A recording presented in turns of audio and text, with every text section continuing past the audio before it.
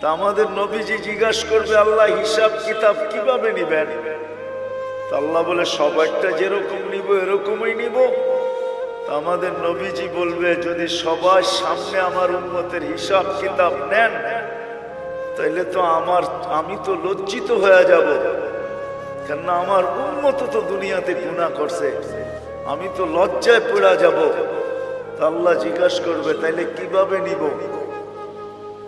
তো নবীজি বলবেন যে আমাকে নিতে দেন, আমি আলাদাভাবে নেই।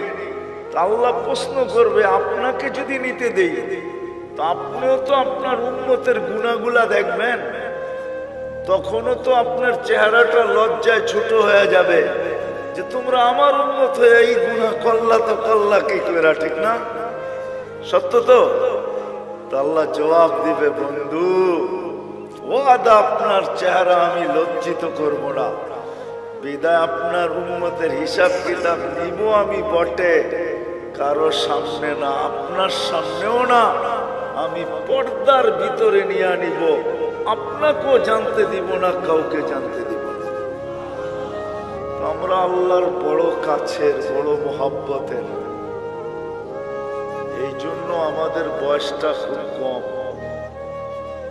কেননা আল্লাহ চান না এই উম্মত বেশি ক্লান্ত হোক, কেননা যতদিন থাকবে তত ক্লান্ত হইতে থাকবে, ঠিক না? কি বলেন?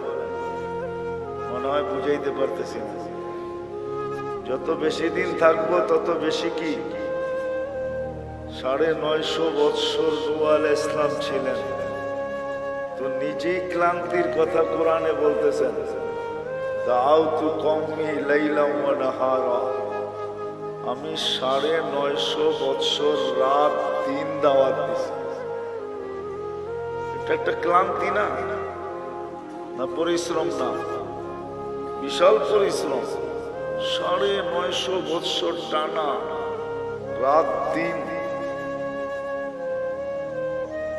আমাদেরকে আল্লাহ বেশি বয়স দেন না এই জন্য যে আল্লাহ চান না আমরা বেশি পরিশ্রম করি, এই জন্য বয়স কমায় দিছেন।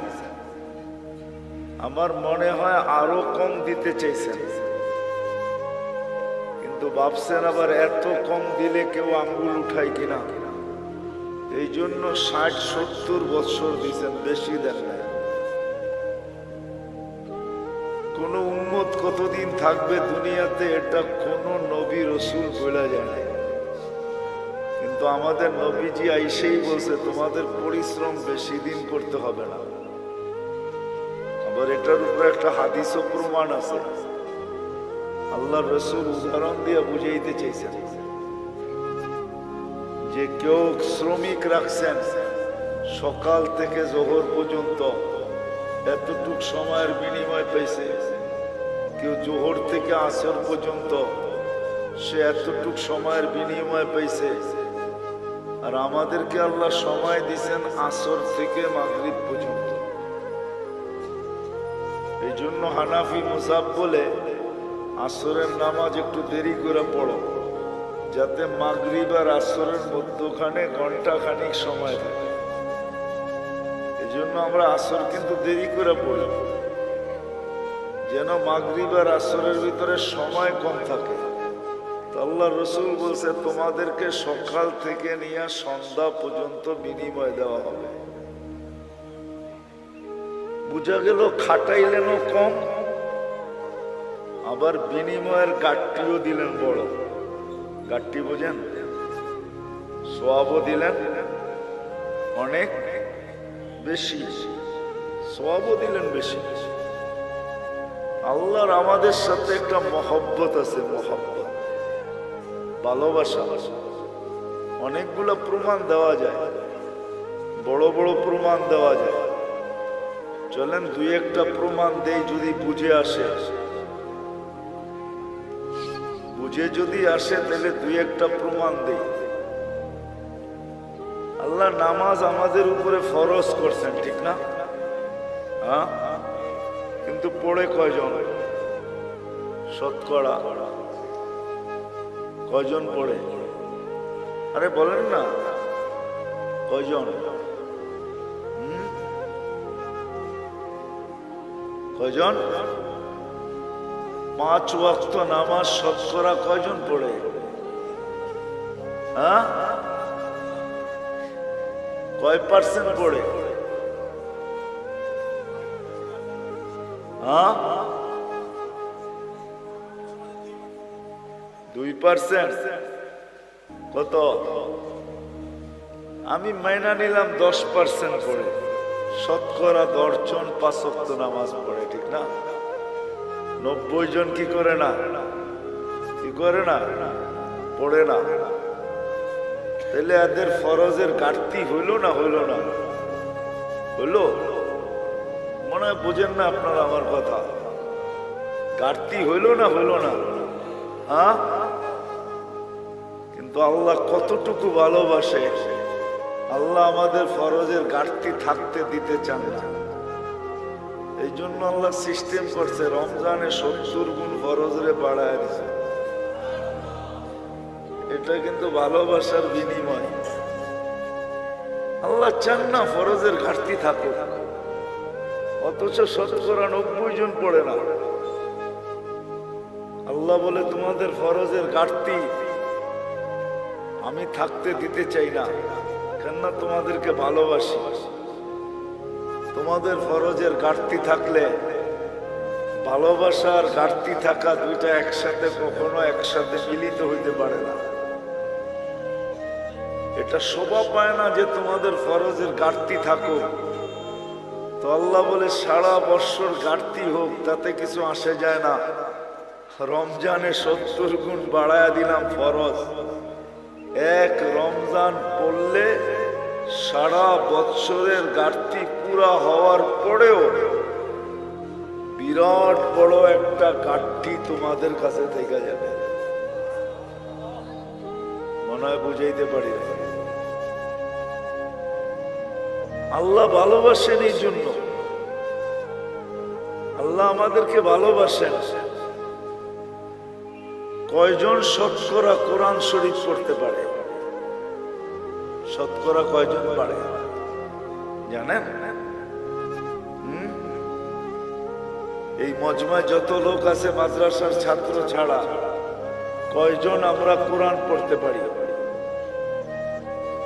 বেশিরভাগই পারি না, ঠিক না? হ্যাঁ, বুঝা গেল শতকরা 90 জনই কোরআন পড়তে পারে না। চলেন 90 জন না হোক, শতকরা 60 জন তো কোরআন পড়তে পারে না, এটা সত্য, ঠিক না? হ্যাঁ, যে কোরআন পড়তে পারে না সে কি কোরআন খতমের সওয়াব পাইতে পারে? হ্যাঁ, যে কোরআন পড়তে পারে না সে তো কোরআন খতমের সওয়াব পাওয়াটা সম্ভব না, কেন কোরআনই তো পড়তে পারে না, খতমের সওয়াব কোত্থেকে পাবে? কিন্তু আল্লাহ আমাদেরকে ভালোবাসেন, এই জন্য আল্লাহ বলে কোরআন তোমাদেরকে দিলাম, পড়তে পারো আর না পারো, খতমের সওয়াবের থেকে তুমি বঞ্চিত হও, এটা আমি আল্লাহ চাই না। আর এটা ভালোবাসা, এটা বুঝায়ও না যে তুমি খতমের সওয়াবের থেকে বঞ্চিত হবে। বিদায় আল্লাহ সূরা ইখলাস দিছেন যে একবার পড়বা 10 পারা, 2 বার পড়বা 20 পারা, 3 বার পড়বা, খতমের সওয়াব মিললো না? মিললো না? হ্যাঁ, মিলছে? সত্য তো? হ্যাঁ, পাক্কা? হ্যাঁ, এটা আল্লাহ ভালোবাসেন, এই জন্য আল্লাহ সূরা ইখলাস দিছেন। ইখলাস দিছেন, সূরা ইখলাস দিছেন। নামাজ আল্লাহ আমাদেরকে দিছেন, কিন্তু যতজনই শুনছেন নামাজ আমাদেরকে দিছেন, সবাই বলছে পড়বে কি কইরা? তাও 50 ওয়াক্ত কি করে পড়বে এরা? তো মুসা আলাইহিস সালাম আমাদের নবীজিকে বইলা কয়া কমাইতে বলছেন, কমায়া নিয়ে আসেন। তা আমাদের নবীজির কথা বুঝে আসছে, তুমি যা কমাইতে কমাইতে 5-এ নিয়ে আসছেন। যখন 5-এ আনছেন তখনও উনি বলতেছিল 5 ওয়াক্ত পড়বে না আপনার উম্মত, পড়তে পারবে না, 5 ওয়াক্ত পড়বে না, আপনি আবার কমায় নিয়ে আসেন। কিন্তু আমাদের নবীজি বলছে আমার লজ্জা লাগে। কিন্তু মুসা আলাইহিস সালাম বারবার বলতেছে পড়বে না, লজ্জার দিকে তাকায় লাভ নাই, জান কমায় নিয়ে আসেন। আপনার উম্মত 5 ওয়াক্ত পড়তে পারবে না, আমি তো 2 ওয়াক্ত পড়াইতে পারি নাই, আপনার উম্মত 5 ওয়াক্ত পড়বে কি করে, কমায় নিয়ে আসেন। আল্লাহ ভালোবাসে, এই জন্য কানে কানে বলে দিছে 5 ওয়াক্ত নিয়ে যান, আমি নিজে সবাইকে ডাইকা ডাইকা পড়ায় নিব। এই জন্যই কিন্তু আল্লাহ ডাইকা ডাইকা পড়ায় আমাদেরকে, যদিও আমরা পড়ি না। যা হোক, যেটা বুঝাইতেছিলাম, কথা কিন্তু লম্বা হবে না, শর্টই হবে, অল্প কথা হবে, অল্প। আমাদের জীবনটা অতি ছোট, অতি। তুলনা দেখাইলাম আমি, 950 বৎসরের সামনে 60-70 বৎসর, এটা অতি ছোট, অতি। কিন্তু একটা জবাব দিলাম যে আমাদেরকে এত ছোট বয়স কেন দিলেন, এটাই প্রমাণ দিলাম যে ছোট বয়স এই জন্য দিলেন, অল্প বয়স এই জন্য দিলেন যে আল্লাহ আমাদেরকে অনেক ভালোবাসে।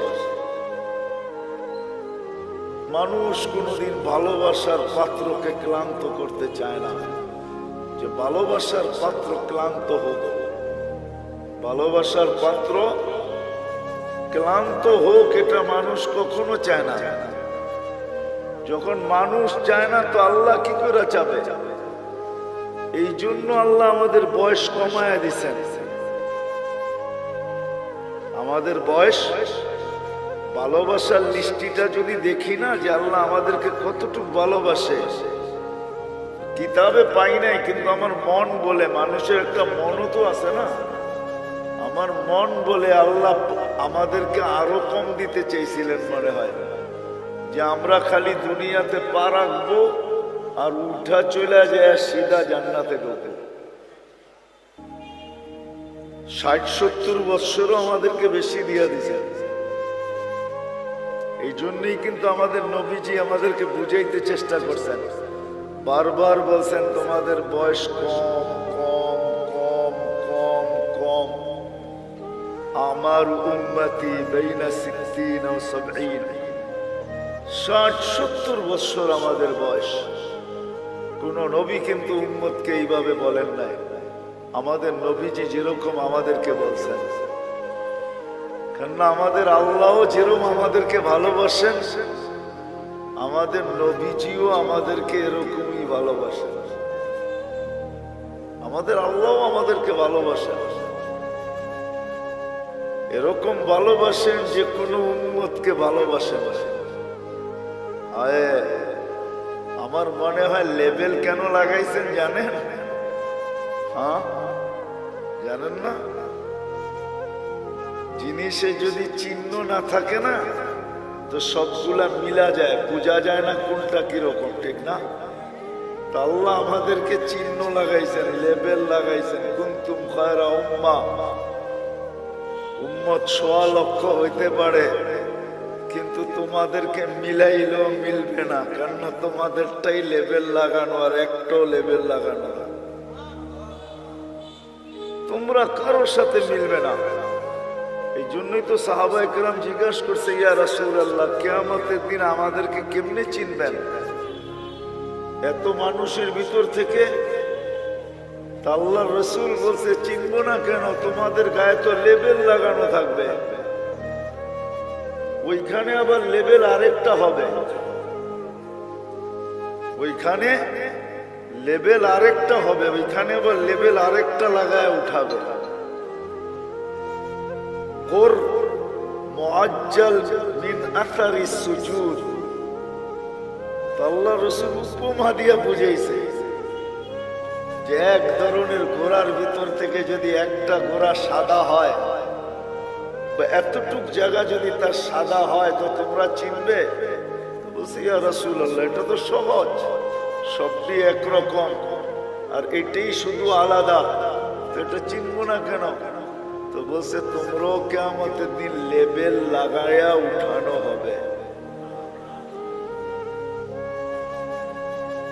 তো আমাদের নবীজিও আমাদেরকে খুব ভালোবাসেন, যেমন আল্লাহ ভালোবাসেন এমন নবীজিও আমাদেরকে ভালোবাসেন। আমার মনে হয় না কোনো উম্মত, কোন নবী রসুল তার উম্মতকে এতটুকু ভালোবাসে। আমাদের নবীজি আমাদেরকে, আমরা যদিও ভালোবাসি না, আমরা শুধু বলি বাসি, আমরা বলি মুখ দিয়া যে নবীকে ভালোবাসি, কিন্তু ফতুয়া দিলে আবার উল্টা হয়ে যাবে। জানি না এলাকার মানুষ সইতে পারবেন কিনা, বলে ফেলবো? হ্যাঁ জিও, বুঝেন কিন্তু আব্দুল কাদের জিলানী রহমতুল্লাহ আলাইহি লেখছেন ফাতহুর রব্বানির ভিতরে, ওনার একটা কিতাব আছে ফাতহুর রব্বানি, ওটার ভিতরে উনি লেখছেন লিসানুকা মুমিন কলবুকা মুনাফিকুন। তোর জবানটা তো মুসলমান, তোর দিলটা তো মুনাফিক। আমরা মুখে তো বলি মোহাব্বত করি নবীকে, কিন্তু আসলে দিলে মোহাব্বত করি না। এই জন্য আমাদের মুখটা মুসলমান হইতে পারে, কিন্তু দিলটা আমাদের মুনাফিক। আমরা মুখ দিয়ে বলি মোহাব্বত করি, কিন্তু দিল দিয়া না। কি দিয়া না? দিল দিয়া। প্রমাণ দিব?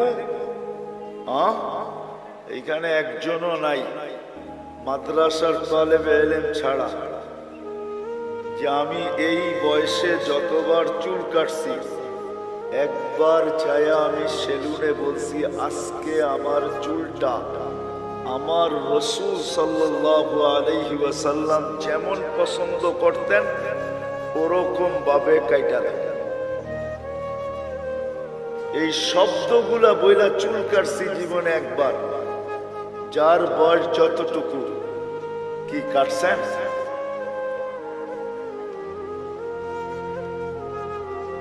কয়জন কাটছি? রাগ হয়ে গেলেন? তাইলে বুঝে গেল এইটা আর এটা এক না, এটা আর এটা, এটা আর এটা এক না। মহব্বত করি এটা তো বললাম, কিন্তু আমাদের জীবনে নবীজির সুন্নত কতটুকু আছে বলেন? কবির কথাই তো সত্য, তাসির রাসূল ওয়া তুযহিরু হুব্বাহু। কবির কথা আর আব্দুল কাদের জিলানী রহমতুল্লাহ আলাইহির কথা মিলা গেছে। তাসির রাসূল ওয়া তুযহিরু হুব্বাহু, রাসূলের মহব্বত করো এটা তো বলো, কিন্তু সর্বক্ষেত্রে নবীর বিরোধিতা করো, সুন্নতকে মানো না। তো কবি বলে তুমি যে কেমন মহব্বতকারী এটা আমার বুঝিয়ে আসলো, যেটা আবার কেমন মহব্বতকারী বলো তো? মহব্বত করি তো আমাদের আল্লাহ আমাদেরকে মহব্বত করেন, এই জন্য বয়স আমাদেরকে বেশি দেন নাই, কেননা মহব্বতের পাত্র বেশি ক্লান্ত হোক এটা কেউ চায় না। যার ঘরে মেয়ে নাই, শুধু ছেলে আর ছেলে, তো এক সময় স্বামী স্ত্রী দুইজন মিলা বলে মেয়ে নাই কি হয়েছে, ছেলে তো আছে, ছেলে দিয়া মেয়ে নিয়ে আসবো আর মেয়ের মতো পালবো। জিও, বুঝে আসতেছে? তখন শাশুড়ি আর বউদেরকে কাজ করতে দেয় না, কেন? মহব্বত করে। আল্লাহ আমাদেরকে মহব্বত করেন, এই জন্য বয়স দিচ্ছেন কম।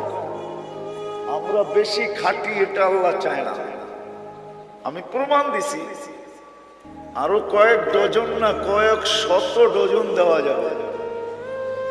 আমাদের নবীজিও আমাদেরকে মহব্বত করেন,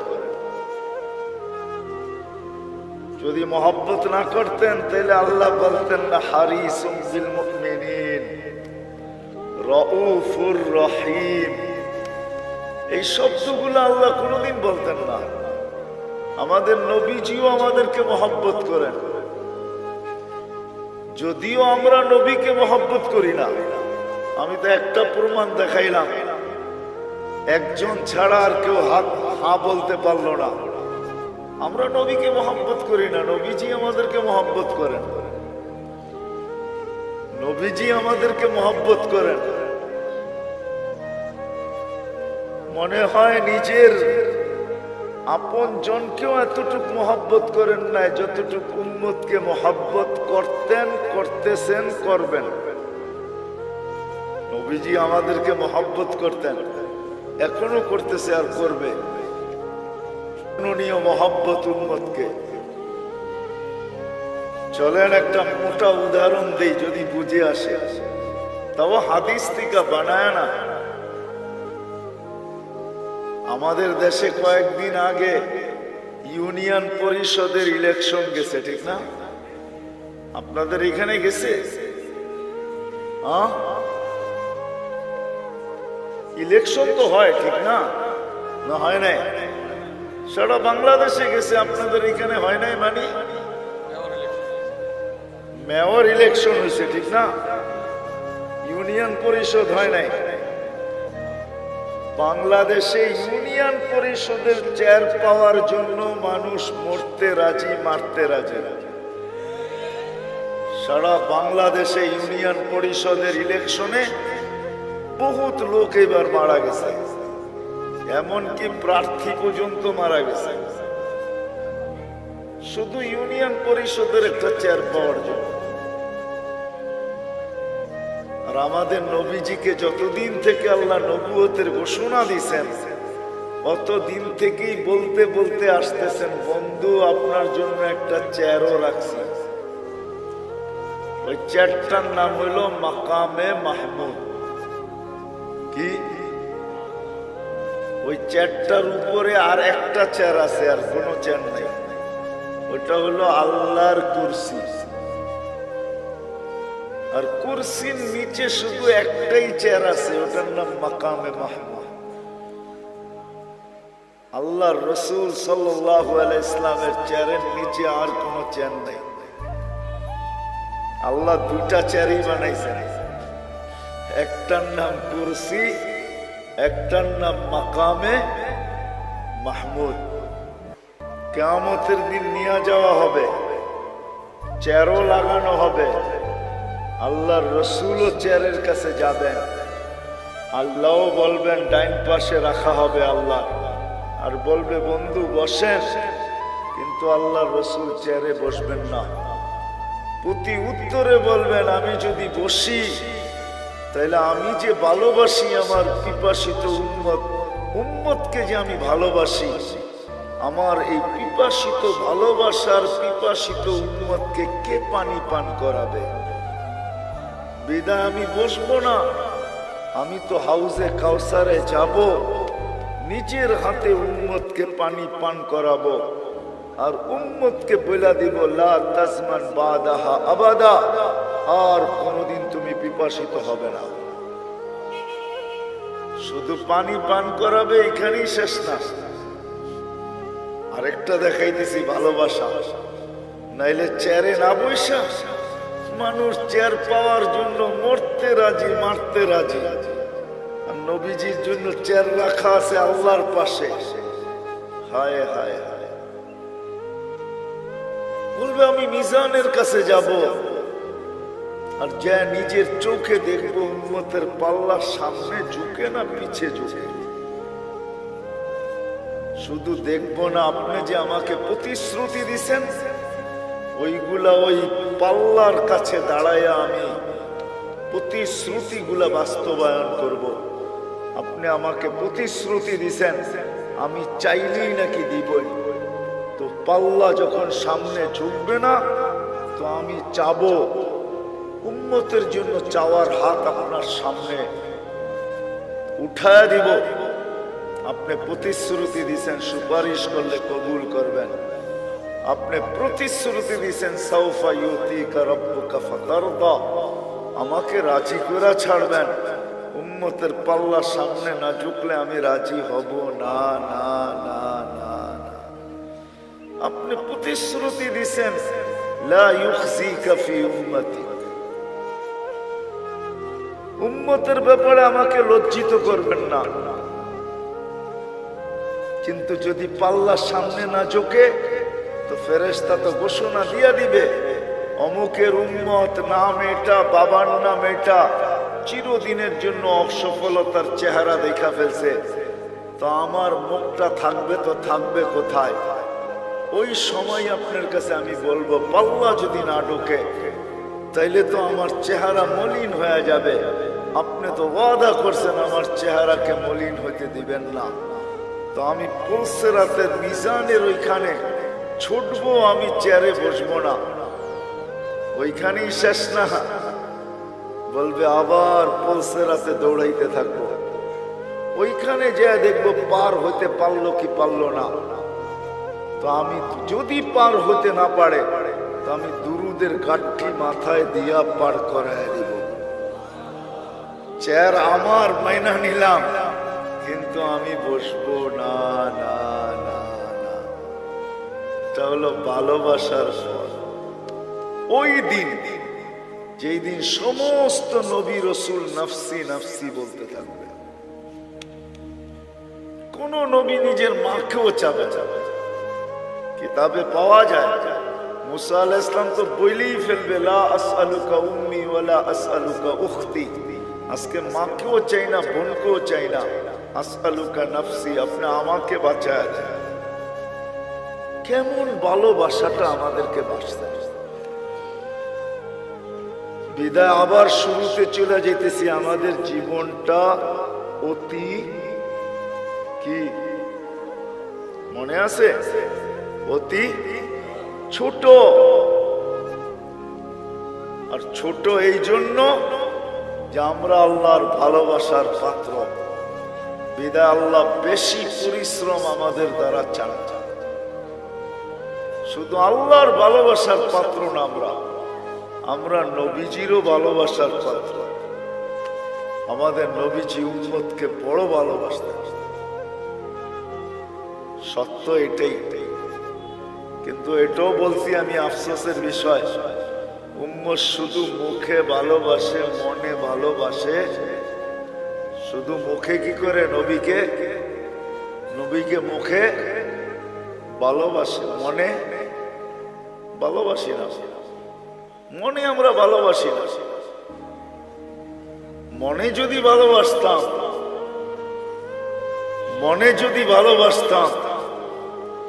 তাহলে আমি প্রমাণ দিলাম, তাহলে সবাই হাত তুলা বলতো, নবীর আদর্শের থেকে দূরে কেউ সরত না। কেননা এটাই তো সত্য, যে যাকে ভালোবাসে তার অনুসরণ অনুকরণ তার কাছে মজা লাগে। কি লাগে না? না লাগে না? তা আমরা যদি ভালোবাসি তা আমরা তো অনুসরণ অনুকরণ নাই, আছে নাকি? হ্যাঁ, কি বলেন? শতকরা কয়জনের ভিতরে আছে? আপনি জুব্বা পড়েন দেখি কি সবাই পড়ে নাকি? আপনি দাড়ি রাখছেন দেখি সবাই দাড়ি রাখে নাকি? অথচ দাড়ি তো নবীজি নিয়ে আসছে আমাদেরকে জান্নাতের টিকিট দেওয়ার জন্য। এই উম্মতকে দাড়ি দিছে জান্নাতে যাওয়ার জন্য। অন্য উম্মতকে কেন দিছে এটা আমি জানি না। এই উম্মত দাড়ি দেখায় জান্নাতে যাবে। কোথায়? কি দেখায়? দাড়ি দেখায় চলে যাবে। দাড়ি দেখায় এই উম্মত দাড়ি দেখায় জান্নাতে চলে যাবে। তাফসীরের কিতাবে এটা পাওয়া যায়। মুসা আলাইহিস সালামের ব্যঙ্গ করত একটা লোক, এটার নাম সামেরি ছিল। সামেরি মুসা আলাইহিস সালামকে ব্যঙ্গ করত। ব্যঙ্গ বোঝেন তো? ব্যঙ্গ করত নকল করা দ্বারা। পাগড়ি ওরকম, চুল ওরকম লম্বা, দাড়ি ওরকম, জুব্বা ওরকম, লাঠি এরকম। চলার ঢং এরকম, কথা এরকম, সারাদিন পিছে লেগে থাকতো আর মুসা আলাইহিস সালামকে খেপাইতে থাকতো। কিন্তু ঈমান আনে নাই। সে ফেরাউনের দলের লোক ছিল। যখন ফেরাউনকে আল্লাহ ডুবায় মারে, তো সামেরীকে আল্লাহ ডুবান নাই। তো যখন উঠা আসছে, মুসা আলাইহিস সালাম বলতেছে, আল্লাহ, ফেরাউন আমার বিরুদ্ধে ছিল বটে, কিন্তু এইটার মতো না। এটারে কেন বাঁচাইলে? এটারে কেন কেন এটারে বাঁচাই দিলেন? ও তো সারাদিন পিছে লেগে থাকে আর আমাকে ব্যঙ্গ করতে থাকে আর আমাকে খেপাইতে থাকে। ওরে ডুবাইলেন না কেন? আল্লাহ বলে, ডুবাইতে চাইছিলাম, কিন্তু লজ্জা পায়া গেছি। আপনার মতো চুল দেখা, দাড়ি দেখা, জুব্বা দেখা, পাগড়ি দেখা, লাঠি দেখা, অঙ্গি ভঙ্গি দেখা লজ্জা পায়া গেছি, এই জন্য ডুবাই নেয়। তো মুসা আলাইহিস সালামের অনুকরণ করে যদি ডুবার থেকে সামেরী বাঁচতে পারে, তা আমরা দাড়ি দিয়া জান্নাতে কেন যেতে পারবো না? কি বলেন? আরে বুঝে আসছে? আল্লাহ দাঁড়িয়ে দিয়েছিলেন জান্নাতে যাওয়ার জন্য, আর পাইকা গেলে তো কোনো কথাই নেই। এটা তো সিল লেগে যাবে যদি পাইকা গেল। কিতাবে আছে মুহাদ্দিসে জামানার সবচেয়ে বড় মুহাদ্দিস মারা গেছেন। সঙ্গীরা সাথীরা স্বপ্নে দেখছেন, জিজ্ঞাসা করছে, কি করা হলো তোমার সাথে, কি ব্যবহার হলো? তো বলতেছে, দাড়ি দেখায় জান্নাতে চলে গেছে। দাড়ি দেখায় মানি? আল্লাহ জিজ্ঞাসা করছিল, ওই বুইরা কি নিয়ে আসছস? আমার হাদিস মনে উঠছে, আমিও বইলা ফেলছি, দাড়ি নিয়ে আসছি আর কিচ্ছু নিয়ে আসি না। আল্লাহ জিজ্ঞাসা করছে রাগ হইয়া, শুধু দাড়ি? আমিও ডাইটা বলছি, কেন আপনি বলেন নাই জিবরিল আলাইহিস সালামকে? জিবরিল আলাইহিস সালাম বলেন নাই আমাদের নবীজিকে? আমাদের নবীজি কি বলে নাই সাহাবাকে? সাহাবা কি বলে নাই তার ছাত্রকে? সে কি বলে নাই তার ছাত্রকে? সেই তো আমার ওস্তাদ, সে তো আমাকে বলছে আপনি নাকি সাদা দাড়ি দেখলে লজ্জা পান। এইখানে তো আইসা দেখি উল্টাটা, সাদা দাড়ি বলতে দেরি, আপনার চোখ বড় বড় করতে দেরি করেন নাই। তা আল্লাহ হাইসা দিয়া বলে, সবাই সত্য বলছে, আমিও সত্য বলছি, মাফ করে দিলাম, যা। এই উম্মতকে তো আল্লাহ দাঁড়িয়ে দিয়েছেন জান্নাতে যাওয়ার জন্য, কিন্তু এই উম্মত সারা দিন দাড়ি কাটে, ঠিক না? কি রাখে কয়জন আর কাটে কয়জন? ঠিক না? সত্য তো? আমি কিন্তু আবার পিছনে চলে যেতেছি। আমাদের জীবনটা অতি ছোট, কারণ এটাই যে আল্লাহ আমাদেরকে অনেক ভালোবাসে। যেমন আল্লাহ আমাদেরকে ভালোবাসেন, আমাদের নবীজিও আমাদেরকে এরকম ভালোবাসেন, যার কারণে আমাদের জীবনটা ছোট। কেননা ভালোবাসার পাত্র বেশি পরিশ্রম করুক, এটা কোনোদিন চায় না। যে ভালোবাসে সে চায় না ভালোবাসার পাত্র বেশি পরিশ্রম করুক, এটা চায় না। বিদা আমাদের নবীজিও চায় না, আল্লাহও চায় না আমরা লম্বা জীবন পাই। আরেকটা কারণও আছে, কিন্তু হাদিস মনে উঠলো এই জন্য বলতেছি। আমরা যে বেশি পরিশ্রম না করি এটার একটা প্রমাণ দিতেছি বয়সের হাদিস দিয়া। এই উম্মতের বয়সের অনেক দাম। 40-এ যখন পা দেয়, তো এই উম্মতের 2-3টা রোগ আর হয় না। 15 থেকে নিয়ে 40 পর্যন্ত যদি এই উম্মত আল্লাহ আল্লাহ রসুলকে মানা অবস্থায় পা দিল 40-এ, তো 3টা কঠিন রোগ আর হবে না। শ্বেত রোগ হবে না, পাগল হবে না, কুষ্ঠ রোগ হবে না। 50-এ যখন পা দিবে তখন আর কঠিন হিসাব হবে না। 60-এ যখন পা দিবে তো ফেরেশতা তাকে ভালোবাসতে শুরু করবে। 70-এ যখন পা দিবে তো আল্লাহ এই ব্যক্তির আল্লাহর কাছে চলে যান, এটা আল্লাহ আকাঙ্ক্ষা করবে যে এখন তুমি আমার কাছে চলে আসো। 80-তে যখন পা দিবে, ভালোবাসা দেখাইতেছি কিন্তু ভালোবাসা, 80-তে যখন পা দিবে তা আল্লাহ বলবে গুনাহ লেখো না, কেননা 70-এর উপরে পার হয়ে গেছে তো ভালোবাসা আটটু বেড়ে গেছে, ঠিক না? আরে হইল নাকি? গুনাহ লেখো না, গুনাহ লেখা হয় না। 90-তে যখন পা দেয়, 90 বছর বয়সে পা দিয়া ফেলছে, তা আল্লাহ বলে আগে পিছের গুনাহ রাখো না। এটা কি ভালোবাসার প্রমাণ যে আল্লাহ কত ভালোবাসে। আগে পিছের গুনাহ মাফ। আল্লাহ বলে পিঠে লেখা দাও, এটা আল্লাহর কয়েদি আল্লাহর জমিনে এখনো রাখা আছে। আল্লাহ আমাদেরকে ভালোবাসেন, এই জন্য আমাদের বয়স কম।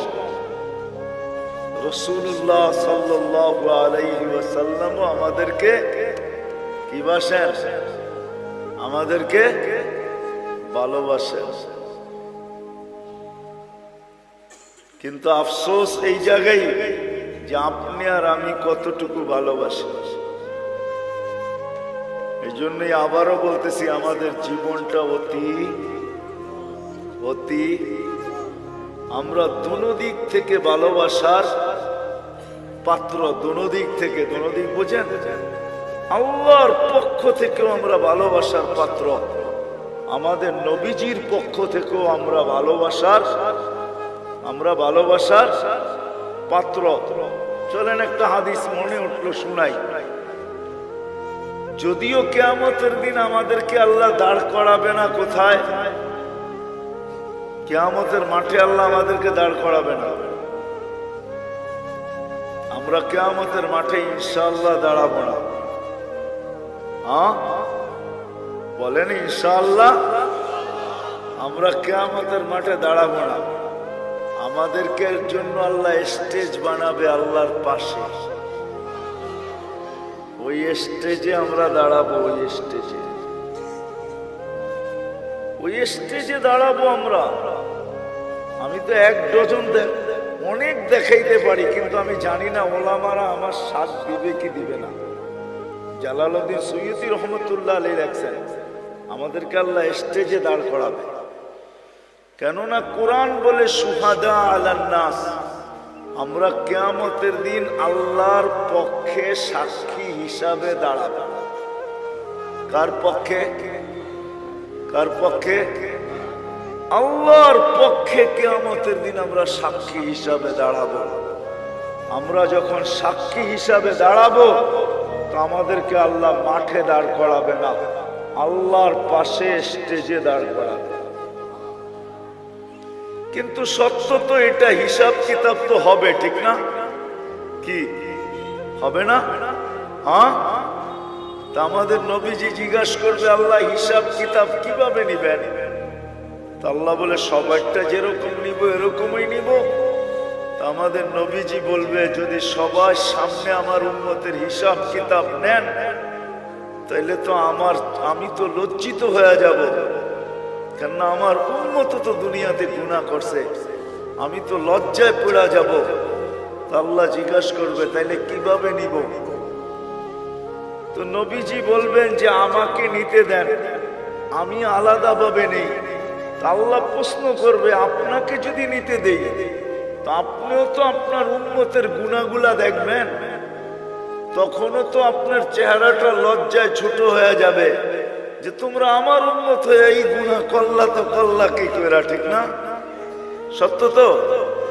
আল্লাহ জবাব দিবে, বন্ধু ওয়াদা আপনার চেহারা আমি লজ্জিত করব না, বিদায় আপনার উম্মতের হিসাব কিতাব নিব আমি বটে, কারো সামনে না, আপনার সামনেও না, আমি পর্দার ভিতরে নিয়ে আনিব। আপনাকেও জানতে দিব না, কাউকে জানতে দিব না। বিদায় আমি শেষ জায়গায় চলে আসছি। জীবনটা আমাদের অতি আমরা দুনো দিক দিয়ে ভালোবাসার পাত্র। আমি কি বুঝাইতে পারলাম? দুনো দিক দিয়ে আমরা ভালোবাসার পাত্র। বিদায় আমাদের এই ছোট জীবনটাকে সুরক্ষিত করতে হবে, এটাই আল্লাহর দাবি।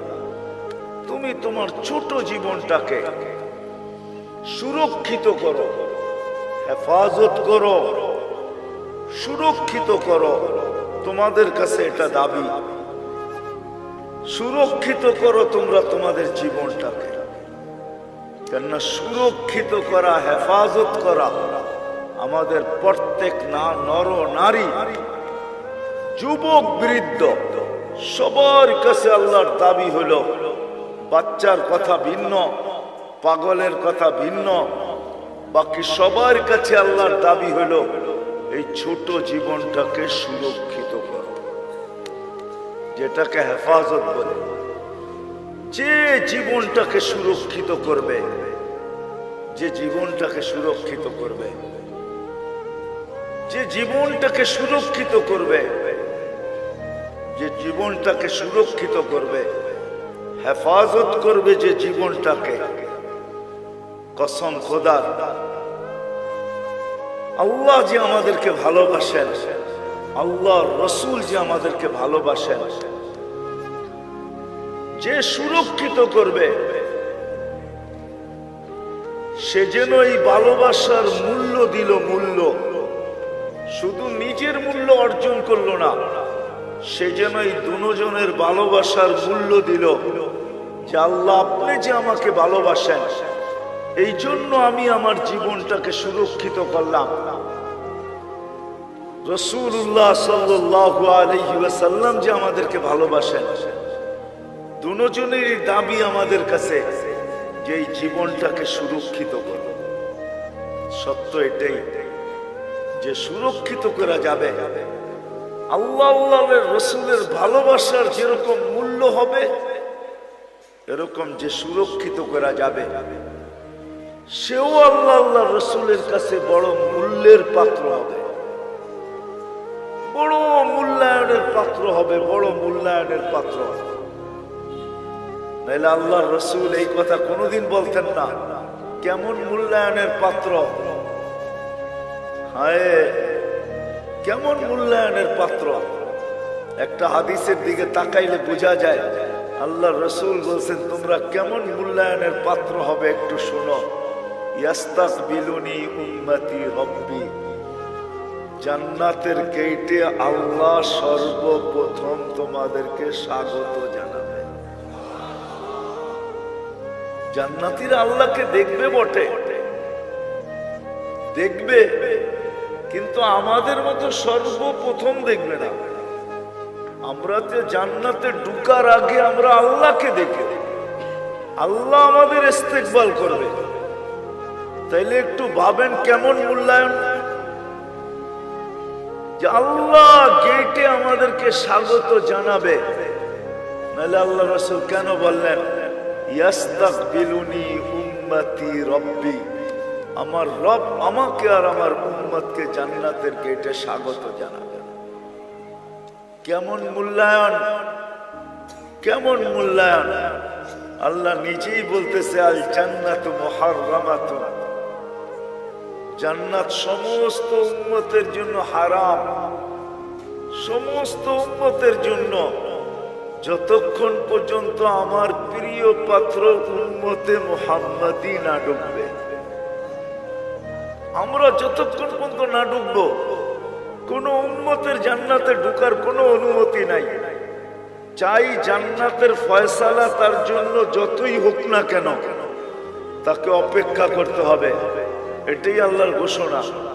তাইলে পাবেন আমরা কতটুকু মূল্যবান। বিদায় আসেন এই সম্মেলন থেকে। আমার পরেও তো বক্তারা আসবে, কথা ওনারাই শোনাবে। আমি যদিও ওয়াদা ছিল চলে আসছি, বহুত দূর থেকে ঢাকা আসছি, ওইখান থেকে এখানে আসছি, শরীর যদিও এখন অনুমতি দেয় না। এই মজমার থেকে, সম্মেলন থেকে আমরা প্রতিজ্ঞা করি আমাদের জীবনটা কিন্তু ছোট, অতি ছোট। আর ছোট কেন এটা আমি দেখাইলাম যে আমরা আল্লাহর বড় প্রিয় পাত্র, আল্লাহর রসুলের বড় প্রিয় পাত্র।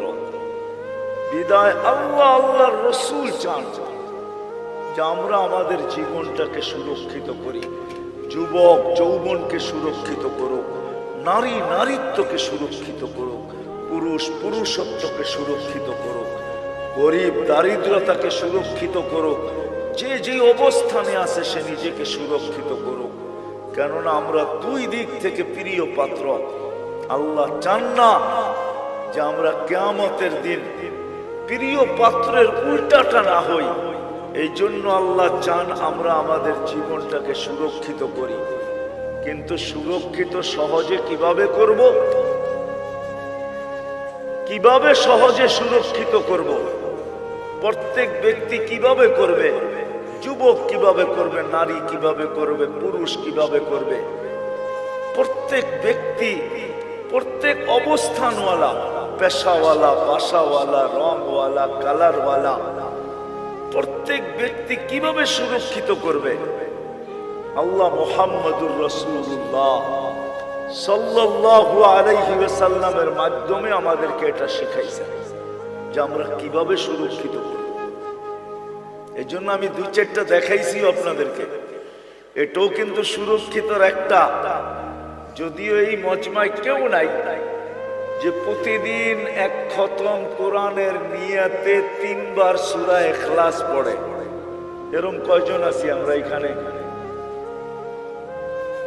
প্রতিদিন এক খতম কোরআনের সওয়াব আমার আমলনামায় আসুক, এই নিয়তে ডেইলি সূরা ইখলাস 3 বার পড়ি, এরকম কয়জন আছে? আমার কথা বোঝেন, তারপরে হাত উঠায়েন। প্রতিদিন পড়ি, প্রতিদিন কন্টিনিউ আমি ডেইলি পড়ি, এই নিয়তে যে কোরআন পড়তে পারি না তাতে কি আসে যায়, আমি ডেইলি এক খতম কোরআনের সওয়াব আমার আমলনামায় নিতে চাই। এই নিয়তে আমরা কয়জন পড়ি? এটাও কিন্তু জীবন গুছানের, সুরক্ষিত করার একটা পন্থা আল্লাহ দিয়েছেন। একটু আগে দেখাইলাম না নামাজ, যে ফরজের ঘাটতি এই উম্মতের না থাকুক। কেননা ফরজের ঘাটতি যদি থাকলো তাহলে আর জীবনটা গুছানের কোনো রাস্তা থাকবে না। এই জন্য আল্লাহ নামাজ দিছেন বটে, কিন্তু ঘাটতি কিভাবে পূরণ হয়? কেননা আপন জনের ঘাটতি যদি পুরা না হইল তাহলে কিয়ামতের দিন কেউ বইলেও তো ফেলতে পারে যে লেবেল লাগায় তো দুনিয়াতে পাঠাইলেন খায়রা উম্মা, এখন তো আমরা দেখি ফরজ পুরাটাই নাই, পুরাটাই খালি। এদেরকে খায়রে উম্মতের লেবেল লাগায় পাঠাইলেন, ফরজের পুরা ঘাটতি।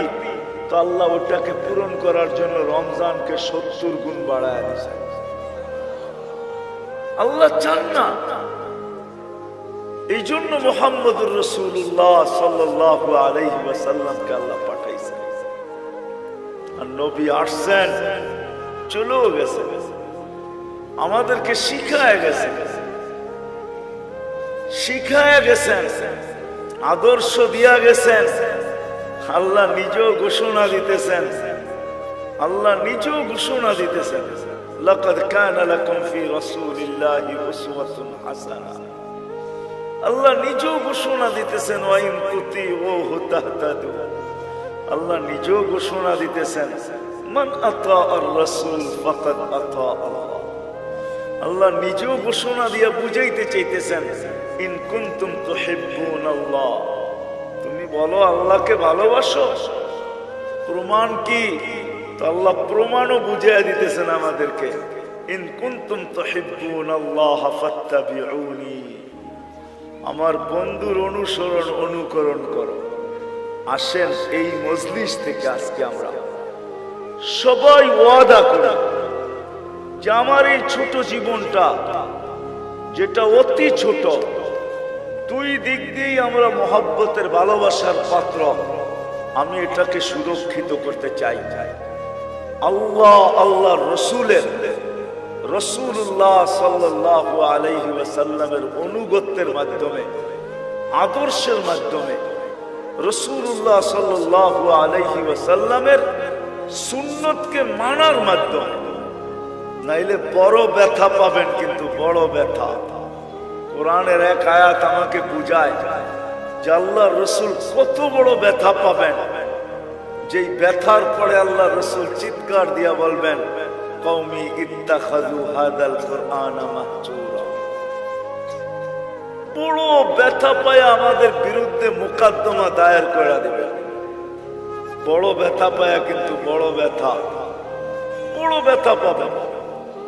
হাদিসও আছে, হাউজের কাউসারের কাছে যাবেন, পানি পান করার জন্য যাবে, কিন্তু দিলে এতটুকু ব্যথা পাবে, দেখা চেহারা দেখা এতটুকু ব্যথা পাবে যে চিৎকার দিয়া বলবে, সুকান সুকান লিমান গাইয়ারা বাদি। অথচ যে রসুল উম্মতকে এত ভালোবাসতেন, আরবির সাথে সম্পর্ক নাই তো, এই জন্য জানি না যে আল্লাহ রসুল আমাদেরকে কতটুকু ভালোবাসতেন, কতটুকু ভালোবাসতেন।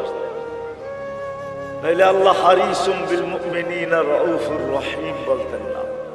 রাউফ এটা আল্লাহর সিফাত, রহিম এটা আল্লাহর সিফাত। আল্লাহ দুটোটা বন্ধুকে দিয়া দিয়েছেন, কতটুকু উম্মতকে ভালোবাসতেন। এই জন্য আসেন আজকে ওয়াদা করি যে আমরা আমাদের এই ছোট জীবনটাকে আল্লাহর রসুলের মানার মাধ্যমে, এর আদর্শকে মানার মাধ্যমে সুরক্ষিত করব। কি রাজি? ওয়াদা পাক্কা? কিন্তু কিন্তু এটা শিখতে হবে। তাইলে আল্লাহ রসুলের আদর্শ শিখতে হবে। কিন্তু আপনি যদি বলেন, এইখানেও একটা প্রশ্ন আছে, আপনি যদি বলেন যে আমি সবগুলা পুরা করতে পারবো, তো পারবো কি করে? এই জন্য ভালোবাসার বিকাশ কিন্তু এটা তো আল্লাহ রসুল কমায়া দিছেন, আল্লাহ কমায়া দিছেন বন্ধুর মাধ্যমে। তো আল্লাহ রসুল বলছে, লাউ উমিলা উশরা মা উনসিলা বিহি লানাজা। তোমরা যদি 100 ভাগের 10 ভাগও করে দেখাইতে পারো, তো আল্লাহ তোমাদেরকে 1-এ 10, 10-এ 100, 100 নাম্বার দিয়ে তোমাদেরকে পাস করায় দিবে। আরো নিচে নেমে আসছেন, বলছে শোনো শোনো শোনো শোনো, যদি ঈমান তোমাদের ভিতরে থাকলো, ঈমান যদি নিখুঁত হইল, 100 ভাগের 10 ভাগও যদি না পারলে, একটা সুন্নত ধরেও যদি ঝুলতে ঝুলতে কবরে চলে আসলে, মান তামাসসাকা সুন্নতি ইনদা ফাসাদি উম্মতি, যেই সময় চতুর্দিকে ফিতনার ফাসাদ চলতে থাকবে, যেই দিকে সর্বশ্রেষ্ঠ মানুষ, কেমন ফিতনা আপনি ভাবেন, কেমন ফিতনা? একটা উদাহরণ, কারো বিরোধিতার জন্য না, উদাহরণ। যেই মানুষটাকে আল্লাহ সৃষ্টির ভিতরে সবচেয়ে সেরা বলতেছে, কেমন গুটগুটে ফিতনা। ওই মানুষটা নিজেকে সৃষ্টির ভিতরে নিকৃষ্টতম।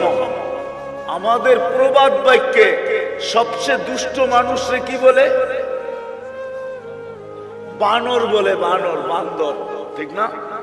সবচেয়ে দুষ্টটারে কি বলে? হ্যাঁ।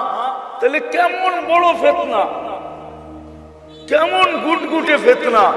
যে মানুষটাকে আল্লাহ সৃষ্টি সেরা বলেও ঘোষণা দিলেন, কেমন ফিতনার শিকার যে ওই মানুষটা নিজেকে সৃষ্টির ভিতরে সবচেয়ে যেটা দুষ্ট, বানর, নিজেকে বানর বলতে এখন রাজি হইতেছে, আমি বানর। মানে বুঝাইতে পারি না। হ্যাঁ, আল্লাহর রাসূল বলতেছে এরকম ফিতনার সময় যে একটা সুন্নতকে ধরা ঈমানের সাথে কবরে আসবে, আল্লাহ তাকে 100 শহীদের মালা পড়ায়া স্বাগত জানাবে। তাহলে আসেন আজকে ওয়াদা করি শুধু মুখে মুখে ভালোবাসা বললে হবে না, ঠিক না? তাইলে ওই প্রবাদ বাক্যই সত্য হবে, মোহ মে শেখ ফরিদ ভূগোল মে, মানে আপনাদের সিলেটে এই প্রবাদ বাক্য নাই, ঠিক না? মোহ মে শেখ ফরিদ ভূগোল মে কি, মুখে তো শেখ ফরিদ বলে ভূগোলের মধ্যে ইট রাখা। একটা প্রবাদ বাক্য আছে, মোহ মে শেখ ফরিদ ভূগোল মে ইট। এরকম যেন না হয় যে মুখে তো বলি নবীকে মহব্বত করি কিন্তু বাস্তবে প্রদর্শন করি না। তাইলে আমারও এরকমই হবে যে আমি মুখে তো শেখ ফরিদ বলি কিন্তু ভূগোলে ইট নিয়ে দাঁড়ায় আছি, পাইতে দেরি মাথায় মারতে দেরি করব না। আমাদের দোষও এরকমই হবে। বিদায় আসেন, জীবনটা অতি ছোট, দুই দিক থেকেই আমরা প্রিয় পাত্র। এটাকে সুরক্ষিত করা দনদনের পক্ষ থেকে দাবি। আর সুরক্ষিত কিভাবে করব, এটার জন্যই মুহাম্মাদুর আল্লাহর রাসূলের আদর্শ। আসেন শিখি, শিখব তো পাক্কা। কার কাছ থেকে শিখবেন? নেটের থেকে? কার থেকে? হক্কানি আলেম আর আল্লাহ ওয়ালাদের থেকে, হক্কানি আলেমদের থেকে। এখন তো হক্কানি আলেম দেখানোর সময় আমার নাই, নাইলে আপনাদেরকে বুঝায় বলতাম যে হক্কানি আলেম কারা। এদের কাছ থেকে শিখেন, হ্যাঁ এদের কাছ থেকে শিখেন। কিতাবে আছে হক্কানি আলেম কারা, এই জন্য কিতাবে নিষেধ করছে, লা তাজলিসু ইনদা কুল্লি আলেম ইল্লা আলিমুন ইয়াদউকুম মিন খামসিন ইলা খামসিন। 5 জিনিসের থেকে 5 জিনিসের দিকে যারা ডাকে তোমাদেরকে, এরা হলো হক্কানি আলেম। এদের কাছ থেকে শিখো, নবীর আদর্শ শিখো। কেননা দুনিয়াটা ছোট হয়ে আসতেছে, কার মৌত কখন হবে। কেননা কিয়ামতের আগে আল্লাহর রাসূল বলছেন, কিয়ামতের আগে আল্লাহর রাসূল বলছেন মানুষের অপমৃত্যুর হার বেড়ে যাবে। হার, অপমৃত্যু বোঝেন? হঠাৎ মৃত্যুর হার বেড়ে যাবে।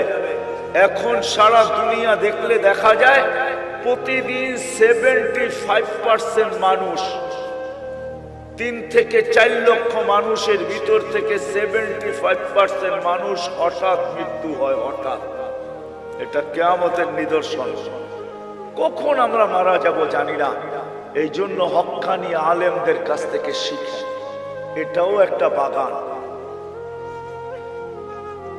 হক্কানিয়াতের একটা বাগান হলো এটা। জামিয়া ইসলামিয়া লুৎফাবাদ, এটাও একটা বাগান। এরকম সিলেটে হাজারো বাগান আছে, হাজারো, একটা দুইটা না। সিলেট বোর্ডালারা বলতে পারবে কত বাগান আছে সিলেটে। সিলেট বোর্ড যেটা, এরা বলতে পারবে ছোট বড় কত বাগান আছে সিলেটের ভিতরে। এদের কাছ থেকে শিখি। একটা সুন্নত হইল নিজের সম্বল বানাই।